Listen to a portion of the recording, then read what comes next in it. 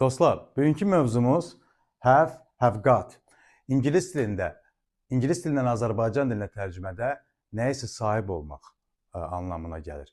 Bunlar bəzi kontekstlərdə bir-birini əvəz eləmirlər. Lakin nəyisə sahib olduğumuz zaman, misal üçün, I have a pen, I have a friend, I have a book və s. kimi konstruksiyalarda, cümlələrdə have və have got bir-birini tam əvəz edir.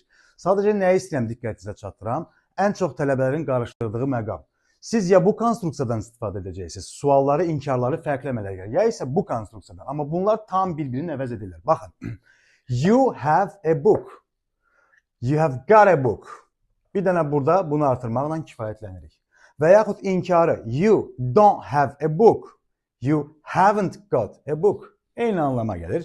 Sualda köməkçi feil keçir önə, do you have a book, have you got a book? Bu qədər sadə.